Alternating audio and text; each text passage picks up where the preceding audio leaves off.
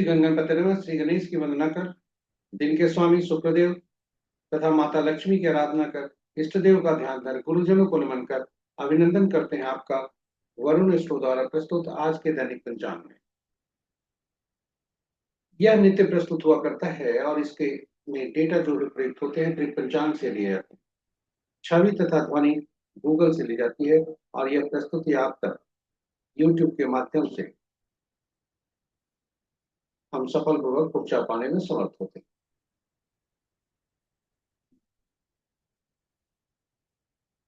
इसमें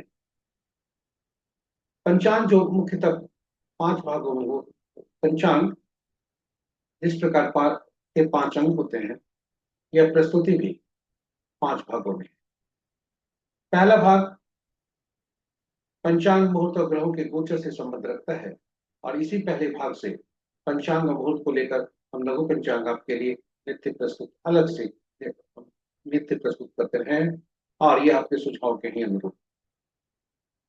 दूसरा भाग जन्म नक्षत्र से संबंध रखता है, यानी चंद्रमा जिस नक्षत्र में भ्रमण करते, जिस नक्षत्र में जन्म लेते हैं, जन्म कुंडली जिस नक्षत्र में जन्म कुंडली में होते हैं, जातक जिस नक्षत्र में जन्म लेता है और चंद्रमा आज जिस नक्षत्र में भ्रमण कर रहे हैं, ये दोनों को ताल मिलकर आज इसको उत्तर निकाली जाती है। आज की तारीख क्या हो, इसे ताराबलम कहते हैं और यह मूलतः नवतारा चक्र पद्धति पर आधारित है, जो किसी भी जीव जातक के पूरे जीवन काल के बारे में सभी ग्रहों की स्थिति से अवगत कराता है।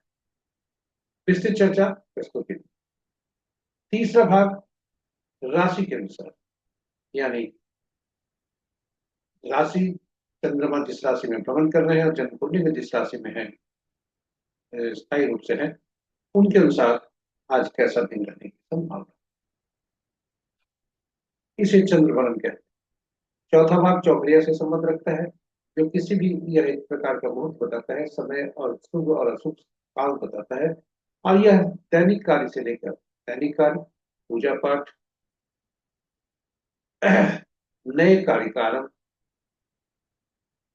और ग्रहों से संबंधित कार्य, साथ ही साथ किसी भी कार्य में जिसमें हम शुभता की अपेक्षा करते हैं, इसके लिए सभी के लिए उपयोग। इसकी उपयोगिता को देखते हुए यूट्यूब पर अलग से हमने अंग्रेजी और हिंदी में वीडियो पोस्ट किया है। चौघड़िया की उपयोगिता हिंदी में, अंग्रेजी में यूटिलिटी ऑफ चौघड़िया, यह ज्ञानवर्धक और उपयोगी। संक्षिप्त चर्चा प्रस्तुति।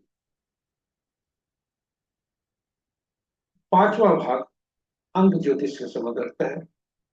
अंकों के अंक में हम जन्म लेकर अंकों के साथ ही खेलते बढ़ते हैं और अंकों का पीछा करते हुए जीवन यापन करते हैं। अंक भी हमारा पीछा करते हैं और इस संदर्भ में कुछ अंक हमारे लिए शुभकारी भी होते हैं और शुभकारी। उन अंकों को पहचानना और उनके अनुरूप कार्य करना हमारे सफलता में 4 चांद लगा सकता है। तो हम अंकों को पहचाने, हमारी परेशानियां यदि हैं तो कौन से अंक असंतुलित हैं, कौन से अंक परेशानी दे रहे हैं, उन अंकों को पहचान, यही अंक ज्योतिषी का उद्देश्य है और अंक ज्योतिष भी यही करते हैं।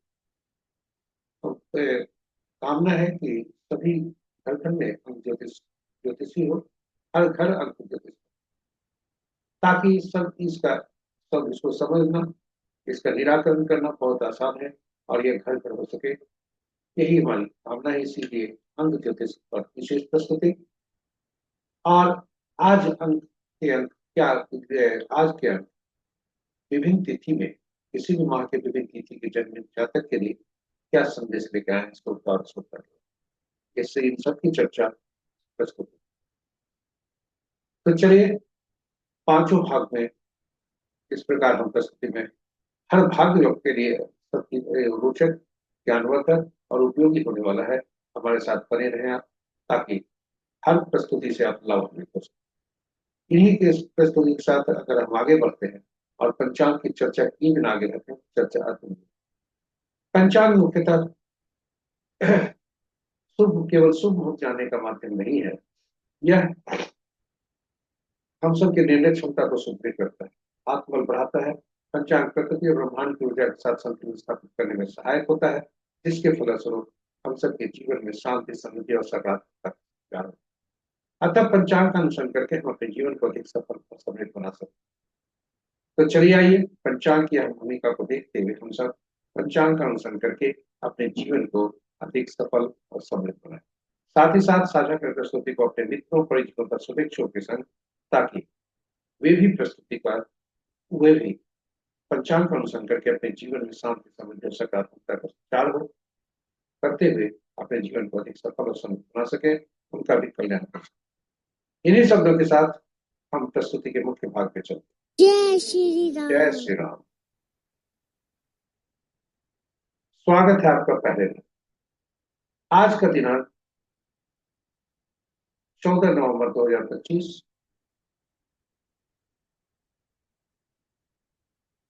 आज माह मार्गशीर्ष पक्ष कृष्ण पक्ष शाका संवत 1947 विक्रम संवत 2082 कलाई और कलयुग का 5126 वर्ष। आज का सूर्योदय 6:06 पर, सूर्यास्त 5:01 पर। Sunrise at 6:06 AM and sunset at 5:01 PM। आज का दिशा शुभ पश्चिम है, फिर भी इस दिशा में यात्रा करने को बाध्यता हुई तो जॉब खाकर या दूध का सेवन कर यात्रा में शुभ फल। पंचांग के पांचों अंक: वार शुक्रवार, तिथि देर रात्रि मध्य रात्रि 0:49 दसवीं जो पूर्णा तिथि के अंतर्गत आता है, उसके बाद एकादशी जो नंदा तिथि के अंतर्गत आता है। नक्षत्र रात्रि के 9:20 तक पूर्वा फाल्गुनी, उसके बाद उत्तरा फाल्गुनी। योग प्रातः 6:28 तक इंद्र, उसके बाद वैद्यति, और करण दिन के 12:07 तक खनिज, तत्पश्चात मध्य रात्रि 0:49 तक भद्रा और फिर बहुत। ये रहे पंचांग के पांचों।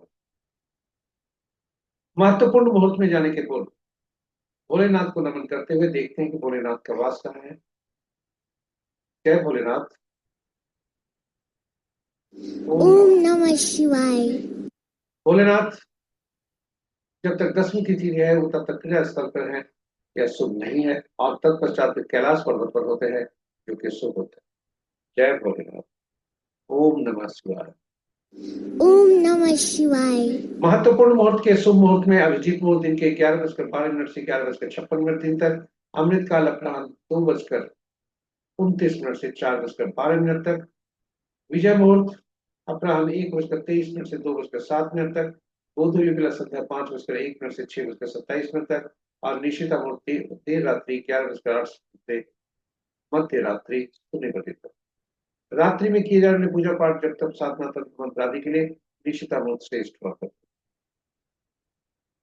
अशुभ मुहूर्त में सबसे प्रभावी राहु काल दिन के 10:12 से 11:34 तक, गुलिक काल प्रातः 7:28 से 8:50 तक, यमगंड अपराह्न 2:18 से 3:39 तक, और वर्ज मुहूर्त कल कोट है 5:13 से 6:57 तक। भद्रा दिन के 12:07 से मध्य रात्रि 0:49 तक। आज का भद्रा का वास पाताल में है, मृत्यु लोक में है, जो कि अशुभ। ये रहे हमारे महत्वपूर्ण शुभ और अशुभ मुहूर्त।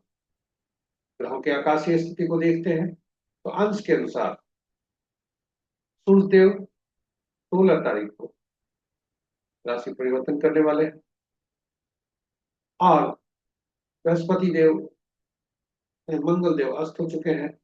बुध देव, बृहस्पति देव और शनि देव वक्री चल रहे हैं, और इसलिए बृहस्पति देव अंश को, ये तीनों ग्रह वंश को ह्रास कर रहे हैं, और फिलहाल बृहस्पति देव और शनि देव बाल्यावस्था में।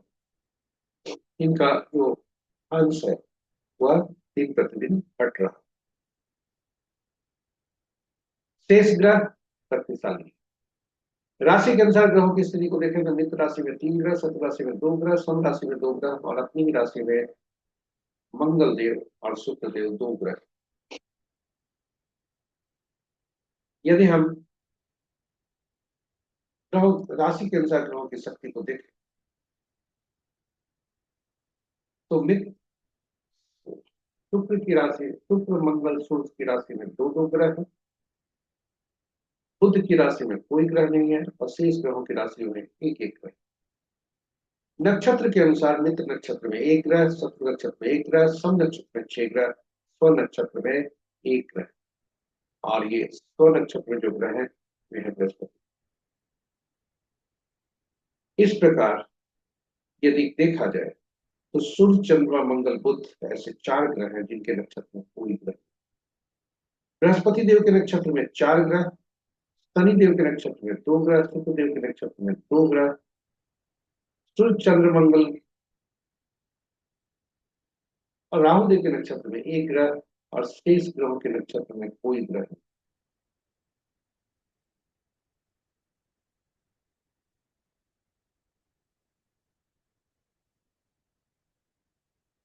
और ये आज का पूर्व में, कल भोर में 3:51 पर चंद्रदेव का राशि परिवर्तन होगा, जब वे सिंह राशि से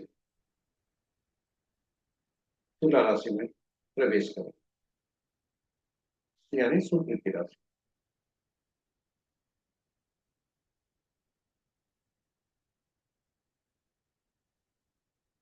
चलिए आपको अब दूसरे भाग में ले चलते। चंद्रमा जिस नक्षत्र में होते हैं जन्म कुंडली में, और चंद्रमा जिस नक्षत्र में आज भ्रमण करते हैं, इन दोनों का ताल मिलकर आज का तारा क्या कहता है, यह शुभता के और अशुभता के बारे में यह विभिन्न जातकों के संदर्भ में निकाला जाता है। यह चंद्रमा से जब भी संबंध हम निकालते हैं तो आज के बारे में निकालते हैं, इसे तारा बलम कहते हैं। तारा बलम के समक्ष जो आपके समक्ष जो सूची है, वह तारा बलम के समक्ष हॉरिजॉन्टल कॉलम में जो सूची है वह चंद्रमा के गोचर से संबंध रखता है।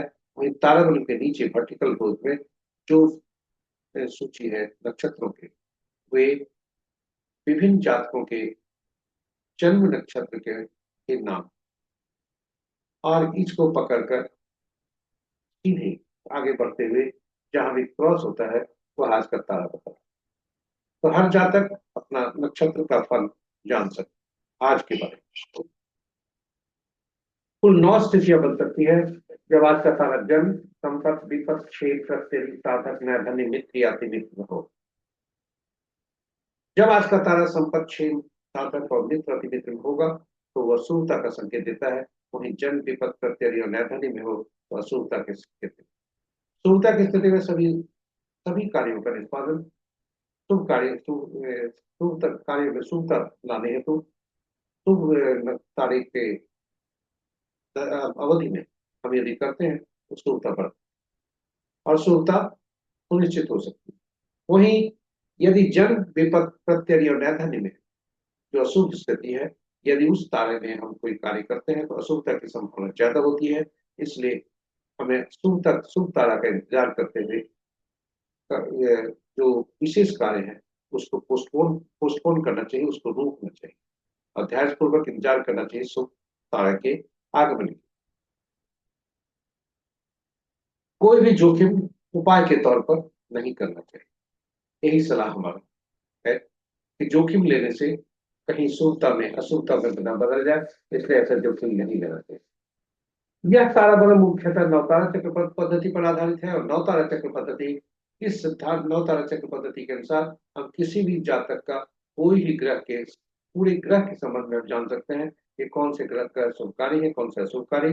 और ऐसी स्थिति में शुभ ग्रहों की दशा महादशा में वह सभी कार्यों का निष्पादन योजनाबद्ध तरीके से कर सकता है जातक, और अशुभता की स्थिति में जातक अपने आप को मानसिक रूप से तैयार कर सकता है चुनौती का सामना करने, पीड़ा कम हो।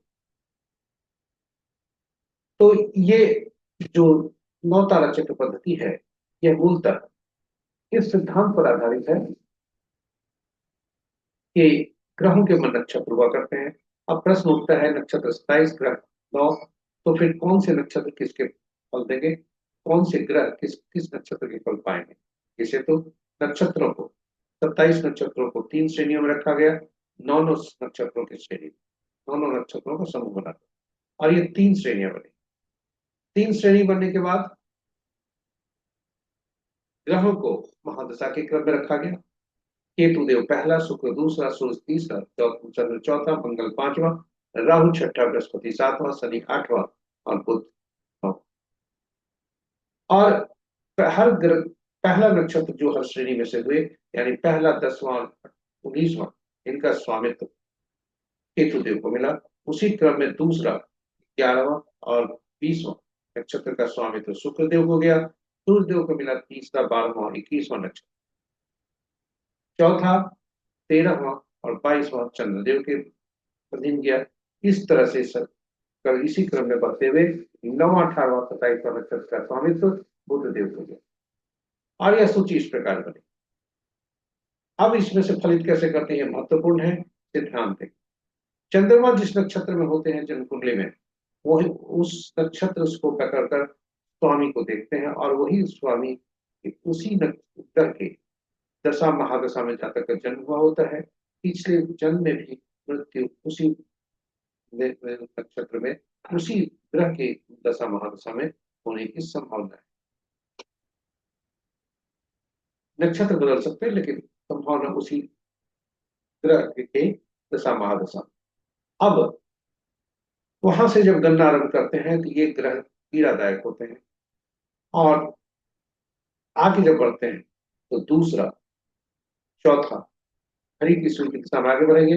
दूसरा चौथा छठा 8वां और 9वां ग्रह जो होते हैं तो फलदायी होते हैं। और पहला तीसरा 5वां 7वां ये अशुभ फलदायी होते हैं। और इस प्रकार हम फलित को निकालते हैं और इससे हम जान जाते हैं कि हमारा कौन सा ग्रह शुभकारी है, कौन सा ग्रह शुभकारी। और जब ये जान जाते हैं तो फिर दशा महादशा का फल हम जान सकते हैं, जन्म कुंडली में बैठे ग्रहों की स्थिति जान सकते हैं। और उस किस नक्षत्र में जो जो अशुभकारी नक्षत्र है या शुभकारी नक्षत्र है, उस शुभकारी नक्षत्र में जन्मे जातक हमारे शुभकारी हो सकते हैं। अशुभकारी ग्रहों के नक्षत्र में जन्मे जातक हमारे लिए अशुभकारी। तो हम यह पार्टनरशिप करने में या मित्रता करने में, गाढ़ी मित्रता करने में हम इसका उपयोग कर सकते हैं। इसलिए यह बहुत महत्वपूर्ण है। नवतारा चक्र पद्धति, नवतारा चक्र पद्धति पर हमने विशेष एक प्रस्तुति भी यूट्यूब पर रखी है, आप उसे संदर्भित कर सकते हैं। इसमें हमने भगवान राम, माँ सीता तथा पवन पुत्र हनुमान की भी बोली और नवतारा चक्र पद्धति से विवेचना। तो चलिए अब आपको ले चलते हैं प्रस्तुति के मुख्य भाग में। नव ताराबलम पर आज का क्या कहता है, आज की तारीख क्या कहता है। विभिन्न नक्षत्रों में जन्मे जातक के लिए यह सूची आपके समक्ष उपस्थित। रात्रि के 9:20 पर चंद्रमा का नक्षत्र परिवर्तन है। और जब चंद्रमा पूर्वा फाल्गुनी नक्षत्र से उत्तरा फाल्गुनी नक्षत्र में जाएंगे। और यदि देखा जाए तो भरनी पूर्व फाल्गुनी और पूर्वाषाढ़ा नक्षत्र में जन्मे जातक के लिए वह जन्म नक्षत्र होता है, इसलिए पीड़ादायक होगा। उसी के बाद वो संपत्ति का कारण। दूसरा उदाहरण हम यदि किसी ग्रह का देखते हैं, पुनर्वसु विशाखा पूर्व भाद्रपद नक्षत्र के लिए पहला भाग प्रत्यरी है जो कि पीड़ादायक है, उसके बाद साधक है, शुभ कारक। इस तरह से हम नवतारा चक्र पद्धति पर हम फलित कर सकते हैं। कोई भी जातक अपने नक्षत्र को देखकर अपना फलित देख सकते हैं और इसमें शुभता की स्थिति में शुभ कार्यों का निष्पादन कर सकते हैं। शुभता की स्थिति में दैनिक कार्य में सावधानी बरतते हुए शुभ कार्यों को थोड़ी देर के लिए पोस्टपोन कर सकते, रोक सकते। तो चलिए इनका उपाय परिहार के रूप में केवल जानकारी है तो हम करबद्ध प्रार्थना करते हैं कि जोखिम न लें। तो केवल जानकारी है तो आपके समक्ष प्रस्तुत है। जन्म में आज का तारा पड़ता है तो पीला कद्दू पत्ते वाली सब्जी का दान, विपद में पड़ता हो तो गुड़ का दान, पत्तेरी में नमक का दान और नैवेद्य है तो त्याली बहुत। किंतु यह अपरिहार्य है, तो यह अपुष्ट है, कंफर्म नहीं है, इसलिए जोखिम उपाय कर जोखिम नहीं लेने की सलाह है। तो अब हम आपको ले आए हैं आज का राशि के अनुसार आज का दिन कैसा है। चंद्रमा आज सिंह राशि में है और ये निकल कर यहां से कल भोर में 3:51 पर वे चले जाएंगे तुला राशि, सॉरी सिंह राशि से निकलकर ये कन्या राशि में जाएंगे। हमने आगे भी गलती की है, सिंह राशि से तुला राशि में नहीं आएंगे, बुध की राशि में। तो कन्या राशि में और विभिन्न स्थितियों में कन्या राशि में से जब सिंह राशि में है तो फल कैसे होंगे। तो सिंह राशि में जो है तब मिथुन, सिंह, तुला, वृश्चिक, कुंभ और मीन राशि के जातक के लिए शुभता के संकेत है। और उसके बाद कन्या राशि में आने के बाद मेष, कर्क, कन्या, वृश्चिक, धनु और मीन राशि के लिए शुभता के संकेत। इसे चंद्रबलम कहते हैं। शेष राशि वाले जातकों के लिए सावधानी बरतने की सलाह दी जाए। इस देव का भी ध्यान रखें, अशुभता के संकेत है। और इस प्रकार हम आपको ले आए चौघड़िया मुहूर्त। एक प्रकार का मुहूर्त है चौघड़िया, एक प्रकार का ज्योतिष है।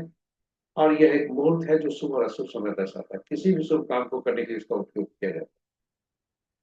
यह कार्य चाहे पूजा पाठ से संबंध हो, पहली बार किया जा रहा हो, दैनिक कार्य से हो, या ग्रहों से संबंधित कार्य हो, या ऐसा भी कार्य हो जिसमें हम यहाँ सूचीबद्ध नहीं है किंतु उसमें शुभता की अपेक्षा करें, तो ऐसी स्थिति में चौघड़िया को देख सकते हैं। यदि कोई व्यक्ति अपने किसी मुहूर्त को नहीं देख पाया हो या नहीं देखना चाहता हो, किंतु उसे सलाह दी जाती है कि कम से कम चौघड़िया जरूर देखें, ताकि कार्यों में कोई भी कार्य जो वो करता है उसमें शुभता की अपेक्षा होती है, उसमें शुभता बनी रहे। इन्हीं अब चौघड़िया पर संक्षिप्त चर्चा। कुल 8 चौघड़िया होते हैं। इसकी प्रस्तुति हमने अलग से रखी है और वह आप संदर्भित कर सकते हैं यूट्यूब पर, हिंदी और अंग्रेजी दोनों। चौघड़िया 8 होते हैं दिन के और 8 रात के, किंतु साप्ताहिक दिनों से संबंध जोड़ने के लिए इन्हें 7 चौघड़िया का नामकरण हुआ। और 8वां चौघड़िया जो प्रतिदिन सुबह और शाम हुआ रात्रि हुआ करता है, दिन और रात्रि में, वह आदिम का चौघड़िया जो होता है वही अंत का चौघड़िया। इस प्रकार चौघड़िया का संबंध साप्ताहिक दिनों से होता है। और हम जानते हैं हर सप्ताह का दिन का रूलिंग प्लान शासक ग्रह अलग अलग ग्रह बनते हैं। 7 ग्रह, 7 दिन, 7 शासक ग्रह। और इन ये सातों ग्रह के विशेष कार्य होते हैं। ये इनके अधीन या ये विभिन्न कार्यों का प्रतिनिधित्व करते हैं, विशेष प्रयोजनों का प्रतिनिधित्व करते हैं। इसलिए ये सातों चौघड़िया विशेष कार्य, विशेष प्रयोजन के लिए उपयोगी हुआ करते हैं। अन्य कार्यों के अलावा ये ग्रहों के संबंधित कार्य के लिए भी उपयोगी हुआ करते हैं। जब भी हम चौघड़िया का उपयोग इस तरह से चौघड़िया की उपयोगिता और बढ़, जब भी हम चौघड़िया का उपयोग करें तो दिन का चौघड़िया याद रखें कि राहु काल, काल बेला और वार बेला से ग्रसित हो सकता है। और रात्रि का चौघड़िया काल रात्रि।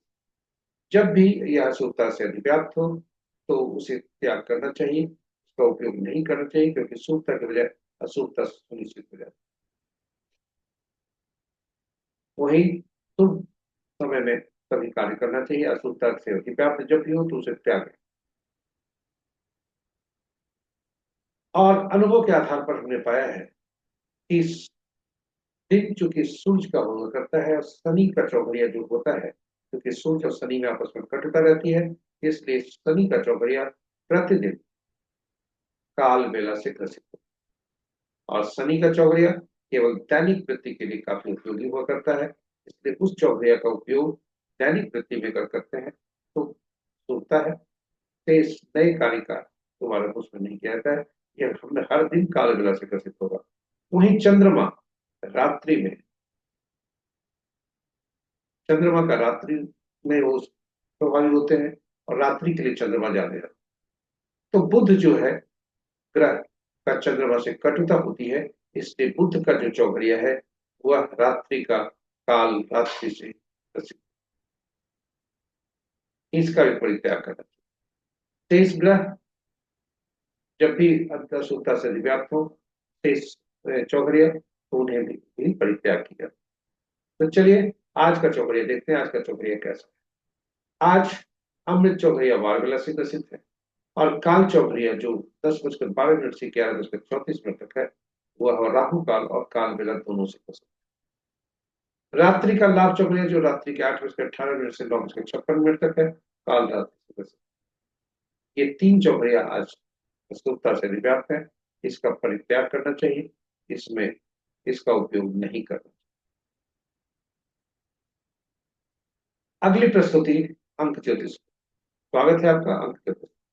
अंक ज्योतिष में एक एकल अंक का ही प्रयोग होता है 1 से 9 अंक तक, और शून्य को गणना में नहीं ली जाती है, क्योंकि शून्य अनिश्चितता को दर्शाते हैं। 1 से 9 अंक को देखें तो पांचवा अंक ऐसा होता है जो 1 और 9 के बीच के मध्य अंक होता है, या एक तरह से कहिए तुलन का कार्य करता है, मध्यस्थता का काम करता है किसी भी अंकों के बीच। इसलिए 5 अंक को लकी अंक भी कहा जाता है सभी जातकों। अब हम 1 से 9 तक जो अंक होते हैं एकल अंक, जब भी हमें एकल अंक ही अंक ज्योतिष में उपयोग होते हैं, जब भी हमें दो से जो ज्यादा अंकों का समूह हमारे समक्ष आता है तो उन अंकों को जोड़कर एकल अंक में परिवर्तित कर देते हैं। यह अंक ज्योतिष का मूल सूत्र। सभी 1 से 9 जो अंक हैं उनके शासक ग्रह अलग अलग हैं। 1 के सूर्य, 2 के चंद्रमा, 3 के बृहस्पति, 4 के राहु, 5 के बुध, 6 के शुक्र, 7 के केतु, 8 के शनि, 9 के मंगल। और अंकों की दुनिया में इनके अंकों की उपयोगिता के अनुसार ये विशेष नाम से भी पुकारा जाता है। 1 को राजा, सरकार या बॉस से, 2 को रानी या पार्टनर से, 3 को गुरु या सलाहकार से, 4 को शरारती तत्वों, नियम तोड़ने वाले व्यक्तियों, झूठ फरेब करने वाले व्यक्तियों से, 5 को राजकुमार से, 6 को मंत्री या सुख सुविधा प्रदान करने वाले व्यक्तियों से, 7 को धर्मगुरु या ऐसे व्यक्ति जिन्हें भविष्य में घटने वाली घटनाओं का पूर्वानुमान हो, पूर्वाभास हो, 8 को समाज के नीचे तबके के लोग, हमारे अधीन कार्य करने वाले लोग, नौकर चाकर तथा न्यायाधीश, न्यायाधीश। 9 को सेनापति, पुलिस, डॉक्टर और खून। ये इन अंकों को इस नाम से उनके उपयोगिता के अनुसार जाना जाता है। इस जब हम जन्म लेते हैं तो ईश्वर द्वारा हमें एक कुछ अंक मिलते हैं उपहार के रूप में। वह जन्म तिथि होती है जिसमें तिथि, माह और वर्ष हुआ करते हैं। तिथि और माह एक एक अंक के भी हो सकते हैं, 2 अंक के भी हो सकते हैं, माह 4 अंकों का होता है। यह जो हमने आज कल तिथि यहाँ पर रखा है 14/11/1950, यह किसी भी महान हस्ती की का जन्म तिथि है, और इसे हम एक भूल सकते हैं। इसका उद्देश्य केवल एक्सरसाइज के लिए प्रयोग करना है, और साथ ही साथ कोई भी भविष्यवाणी नहीं, और कोई भी इस पर हम हम आय का स्रोत नहीं बना रहे। जब हम तिथि को एक अंक में परिवर्तित करते हैं तो मूलांक कहलाता है, ड्राइवर कहलाता है। जब तिथि, माह और वर्ष को सभी को जोड़कर एक अंक में परिवर्तित करते हैं तो भाग्य है।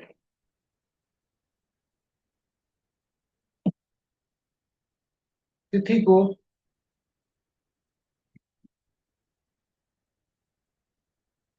तिथि को एक अंक में परिवर्तित करते हैं तो मूलांक कहलाता है। तिथि, माह और वर्ष को जब एक अंक में परिवर्तित करते हैं तो भाग्यांक कहलाता है। ज्योतिष के मूल सिद्धांत के अनुसार सबसे पहले सभी अंकों को एक अंक में परिवर्तित कर लेते हैं। आज ये 14/11/1985 है। इसको अगर हम एक अंक में परिवर्तित किए तो तिथि का 5 होता है, माह का 2 होता है, और वर्ष का 5 होता है। ये फिर तीनों को जोड़ते हैं तो वह 12 बनता है। 12 को फिर एक अंक में परिवर्तित करते हैं तो 3 बनता है। इस तरह मूलांक 5 भाग्यांक 3। अंक ज्योतिष का दूसरा सत्य, यह ड्राइवर और कंडक्टर या मूलांक और भाग्यांक जो होता है अंक ज्योतिष के अधूरी, इसी के इर्द गिर्द पूरा अंक ज्योतिष जीवन पर्यंत और स्वाभाविक है। तो इन अंकों का आपस में कटुता नहीं होनी चाहिए, दुश्मनी भी नहीं होनी चाहिए। अगर दैनिक जीवन में भी देखें, बस और के चलने में ड्राइवर और कंडक्टर की आपस में शत्रुता होती है तो वह बस को चलना मुश्किल होता है। इसलिए मध्यस्थता का अंक फिर ढूंढा जाता है। उसी तरह अगर जीवन के क्रम में चलने में, बस के चलने के क्रम में यदि कोई पैसेंजर, कुछ पैसेंजर्स यदि ऐसे आज सवार हो जाए जो ड्राइवर और कंडक्टर दोनों के साथ, फिर बस में चलने में रुकावट, बाधाएं हो सकती। जीवन के भी चलने में यही समस्या है। यदि ड्राइवर और कंडक्टर जो ईश्वर द्वारा प्रदत्त अंकों से सज्जित है, यदि वह आपस में शत्रु हैं, तो पूरे जीवन हमारे लिए समस्या का कारक बन सकता है, क्योंकि ये स्थिर अंक, ये बदलने नहीं आ सकते। और ऐसी स्थिति में हमें अंक ज्योतिष हमें कुछ अपने से सृजित अंक करते हैं, जो डायनेमिक अंक कहलाते हैं, जो दोनों अंक के मित्र, ताकि संतुलित हो सके। कुछ अंकों को, यह जो ड्राइवर होता है, मूलांक होता है, वो हमारा आंतरिक भविष्य आंतरिक व्यक्तित्व बताता है। वही भाग्यांक जो होता है पूरे कैरियर के बारे में बताता है, जीवन के बारे में बताता है। तिथि और माह को जोड़कर केवल एक अंक परिवर्तित करते हैं, जिसे अचीवमेंट नंबर, एटीट्यूड नंबर कहा जाता है। वह हमारा आउटवर्ड पर्सनालिटी, बाहरी व्यक्तित्व बताता है। एंजिल नंबर जो केवल वर्ष को जोड़ वर्ष के अंकों को जोड़कर एकल अंक में परिवर्तित कर पुरुष के लिए 11 से उसे घटाते हैं, महिला के लिए 4 उसे जोड़। तो यह तिथि जो वो है, यह जो जन्म तिथि है, तो उदाहरण के तौर पर गूगल से लिया है, यह किसी पुरुष है, इसलिए 11 इसमें से 5 घटाए 6 हुआ, यह 6 एंजल नंबर होता है। यदि हम 5 और 2 7 जोड़ते हैं, जो तिथि और माह के अंकों को जोड़ते हैं, तो वह हमारा बाहरी व्यक्तित्व दर्शाता है।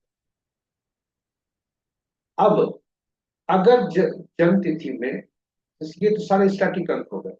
डायनेमिक अंक होते हैं जिसे हम सृजित करते हैं, जैसे मोबाइल हम लिए, तो मोबाइल का अंक का कुल योग जो हुआ वो डायनेमिक अंक हुआ, वो हम लिए।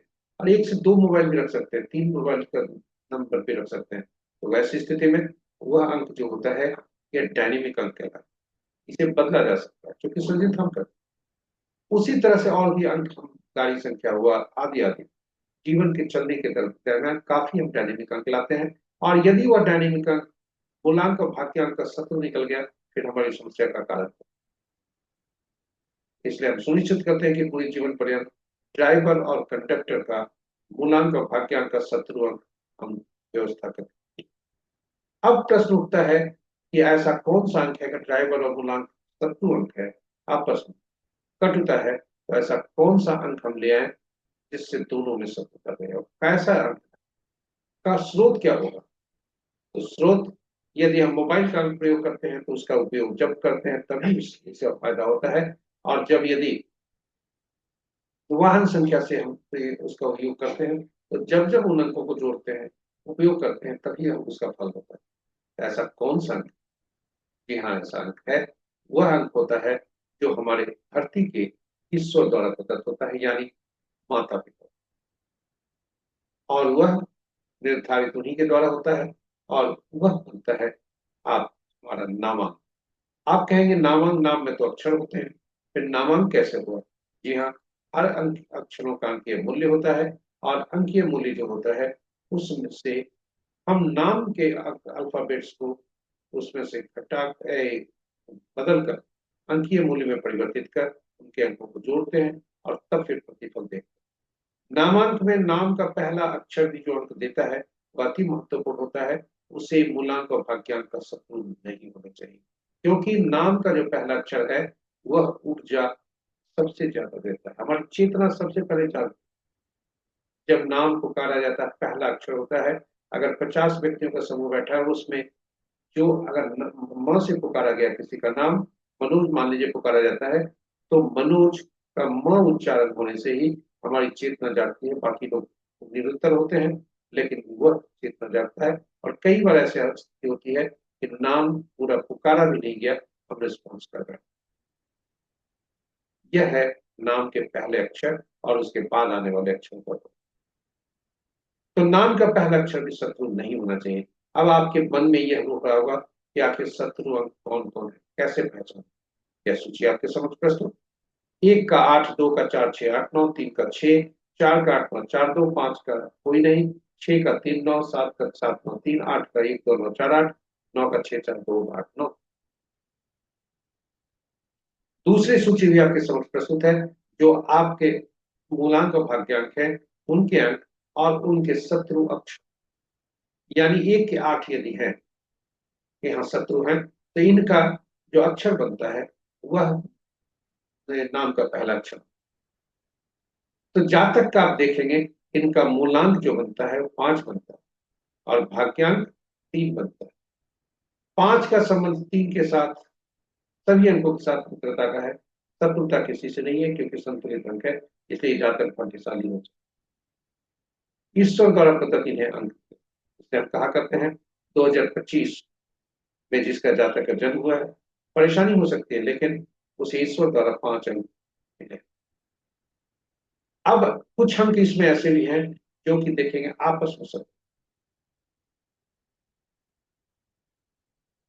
आपस में शत्रुता है। खुद आपस में तो शत्रुता जैसे एक काठ का है, दो का चार छह आठ नौ से, लेकिन कुछ अंक ऐसे हैं जो अपने के ही शत्रु हैं। जैसे चार चार अंक के शत्रु है, सात सात अंक का शत्रु है, आठ आठ अंक का शत्रु है, नौ नौ अंक का शत्रु। ये चूंकि अपने एक म्यान में दो तलवार नहीं रहे, ये आप चाहते हैं कि हमारे, हम जो है ये अकेला है, हमारे साथ दूसरा कोई सामान्य प्रकृति का ना हो। जैसे सैनिक, एक सैनिक दूसरे सैनिक से नहीं बनता है, एक न्यायाधीश दूसरे न्यायाधीश के जजमेंट को बदलता है, नौकर चाकर दूसरे एक दूसरे से नहीं बनता। उसी तरह से एक झूठ बोलने वाला व्यक्ति दूसरे झूठ बोलने वाले व्यक्ति से उसकी नहीं बनती है। झूठ बोलने वाला व्यक्ति भी चाहता है कि हमसे हर कोई सच्चा है। तो ये जो नाम हमने लिया, जो हम बोलना भूल गए थे, ये मनोज तिवारी का नाम है, जिनका जन्म तिथि है आज, उन्हें जन्म तिथि की बधाई है। ये मनोज तिवारी क्रिकेटर हैं, इनका जन्म हावड़ा में हुआ और हावड़ा का भी अंक दिया जाता है। और जातक जिस स्टेशन पर रहता है उस शहर का भी नाम उपयोग होता है कुंडली, अंकों की कुंडली। तो ये रहे। अब एक और सूचना, यदि आप, ये तो रहे पूरे खाका जन्म तिथि से, लेकिन यह वर्ष कैसा बीतेगा ये जानने के लिए तिथि माह और वर्ष, जैसे यही जन्म कुंडली है जिसमें जन्म तिथि है 14/11/1985, इसमें 1985 को निकालकर वर्तमान वर्ष 2025 को ढूंढकर, यानी 14/11/2025 से अगले 14/11 तक आज जातक का पूरे साल कैसा दिन रहने की संभावना। तो यदि पूरे अंकों को जोड़ते हैं, यानी तिथि माह और वर्ष को, वर्तमान वर्ष को जोड़कर एकल अंक निकालते हैं, जो अंक होता है वह, यदि ड्राइवर और कंडक्टर का शत्रु अंक नहीं है तो उत्तर कह सकते हैं। साथ साथ रनिंग एज को भी निकालना, वर्तमान कौन सा योग ऊपर चल रहा है उसका योग क्या है। तो जातक का वर्तमान उम्र 41 है, जो कि 5 अंक दे रहा है। यह ऐसे ही मूलांक से मेल खाता है, तो 5 अंक ऐसे भी बैलेंस। और दूसरा, यदि आप देखें तो भाग्यांक इसका 7 निकल रहा है, इसका वर्षांक इसको बोलते हैं, इसको वर्षांक 7 निकल रहा है, जो कि तिथि और माह, जो भाग्यांक का शत्रु अंक,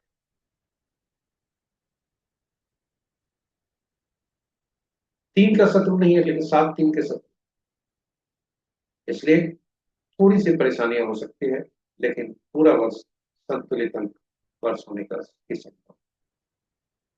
इस प्रकार हम किसी भी जातक का ये निकाल सकते हैं।